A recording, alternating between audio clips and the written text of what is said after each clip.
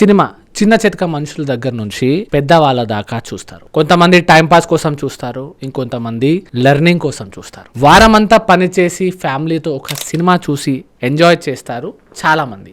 Lawyer ఏంది సినిమాల గురించి మాట్లాడుతున్నారని అనుకుంటున్నారు కదా. సినిమా ఒక్కొక్కసారి చెడుగా ఇన్ఫ్లుయెన్స్ చేస్తుంది, ఒక్కోసారి మంచి నేర్పిస్తుంది. అలాగే లాకి సంబంధించిన విషయాలు నేర్పించే సినిమాల గురించి మనం ఇప్పుడు ఈ వీడియోలో తెలుసుకుందాం. చట్టాలతో పాటు ప్రతి ఇన్ఫర్మేషన్ మీకు తెలియచేయాలి అనే ఉద్దేశంతోనే ఈ ఛానల్ స్టార్ట్ చేశాను. ఈ ఛానల్ని మీరు సబ్స్క్రైబ్ చేసుకోండి.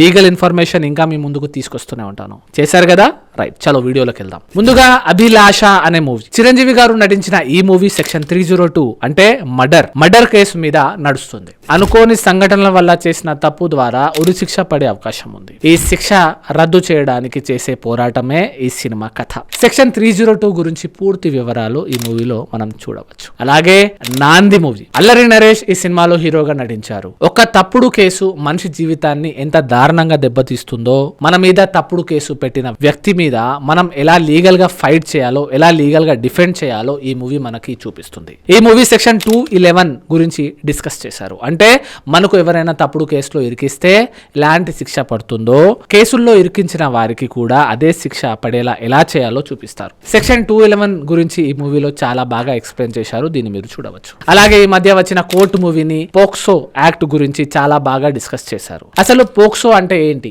దీన్ని ఎలా మిస్యూజ్ చేస్తున్నారు, దీని పర్పస్ ఏంటి అనే దాని గురించి ఈ సినిమాలో డిస్కస్ చేశారు. అలాగే గాడ్ ఆఫ్ యాక్ట్ అనే దాని మీద గోపాల అనే మూవీ తీశారు. వెంకటేష్ గారు, పవన్ కళ్యాణ్ గారు ఈ సినిమాలో నటించారు. చాలా బాగుంది.